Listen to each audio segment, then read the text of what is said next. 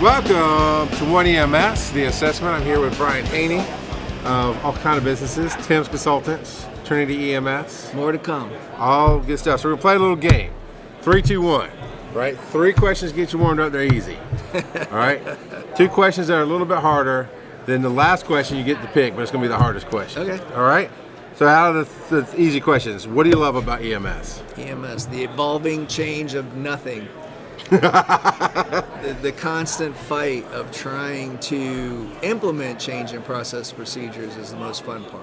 It's trying to create that continuity, that regularity, that consistency at a higher level to make sure that we all can improve ourselves, improve the field of EMS, as well as the rules and regulations for everybody to abide by. So the session that I just came out of was about the Freedom House and how it really started paramedic medicine in the United States. There was a bunch of black men from the poorest neighborhood in Pittsburgh, and the public domain, the mayor, the city fire, the city police, basically were fighting against it because it was poor.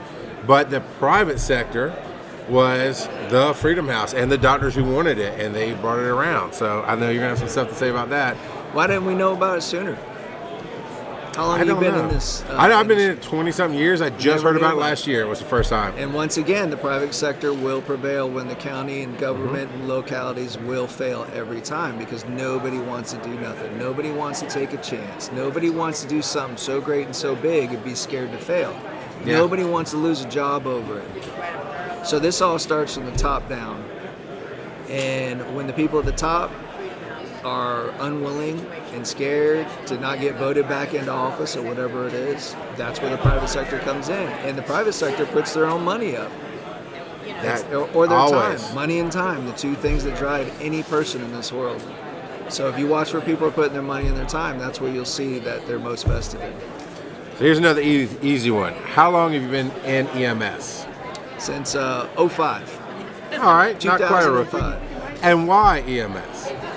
I've hit a point in my life where I was just totally unhappy in the corporate world. Felt like that basically what I was doing was just spinning my wheels.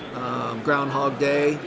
Felt like I needed a change. I knew relatives and family members that were in first responders.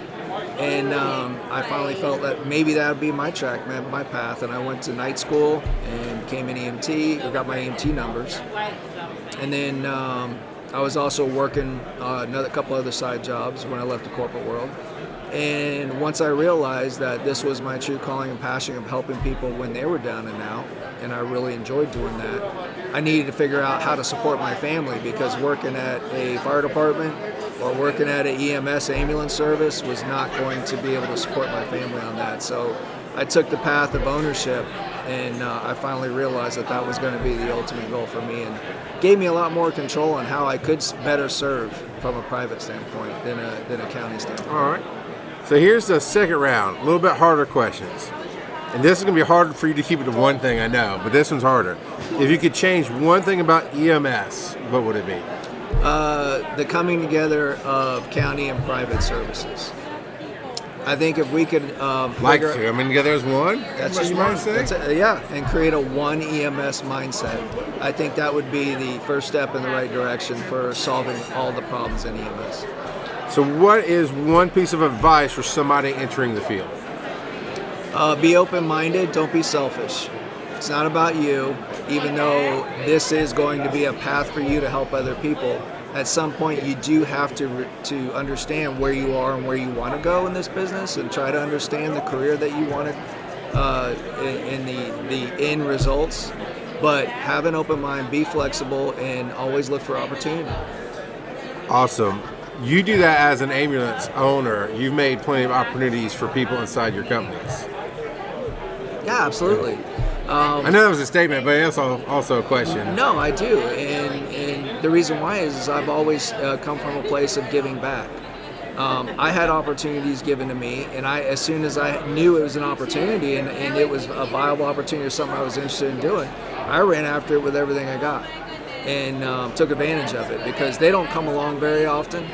And I always was, I don't want to say a thrill seeker, but I was always looking at new opportunities, because like I said, there's only so many that come so often, and I was always interested to see where it would go. Sort of like, going down the rabbit hole. I love it. And the last one, this is the hardest question. You got to pick from one of these categories: finance, education, feelings, or you can ask me anything. Oh boy. That's really for the people that don't have answers. I know you got answers. So you want to pick from finance, education, or feelings? Or I get to ask you a question. Well, no, I'm asking you. Or you can ask me a question. But I got you. I want you to pick finance. So there's a category. It's like Final Jeopardy. Okay. Your category is finance, education, or feelings. The last two are, the first one, finance. All right, finances. How can we in EMS get to competitive pay when our competition is hospitals that are paying anywhere from $40 an hour to $100 an hour for our paramedics to go into their ICUs and ERs and take blood pressures? I spoke with a lady from Argentina when I was on this trip, and she was a nurse. And in Argentina, they have an EMT, a nurse, and a doctor on an ambulance. And all their ambulances are either hospital-based or county-based or city-based. But they have those three people on every ambulance. There's no such thing as a paramedic. And she understood what a paramedic does. I'm not putting down what paramedics do. I'm all for what they do, and I think they should be paid more because of the responsibility that they carry on their shoulders out in the field. But going back to that question again is making sure that in this industry, how we would get there is through, obviously, higher reimbursements from insurance companies. They got to figure out and solve the problems with that because it's costing us more and more with fuel going up, competitive salaries, and cost of insurance for your benefits for your employees, continuing education, higher education. I think there needs to also be a career path, too, that's in place for people to step up each time into a new level and be motivated to step up into those times and those levels. And if you create those doors and open opportunities, I think people will start doing that, and you'll see the increases in pay. So can you elaborate on reimbursement for people who don't understand what reimbursement is? Don't we just go run the call, get paid for the call? Absolutely. You do.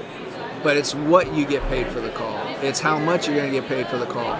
Medicare is the sole person that's leading that charge right now, and all the other insurance companies are running off what Medicare allows as far as reimbursement. And so it's sort of backwards to where a government-supplied service, which is antiquated, it's old, it needs to be updated and renewed, especially for the people that are putting in money or paying into Medicare, and then you have a portion of people or not that aren't paying into Medicare.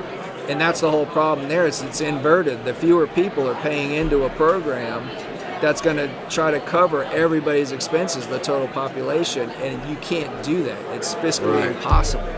But what you can do is you can have a way to where the other insurance companies that you can participate, so you have the marketplace, it's an affordable insurance and carry it, so you don't put the burden on the smaller amount of people, in that you can't afford to carry some type of insurance that will cover the costs.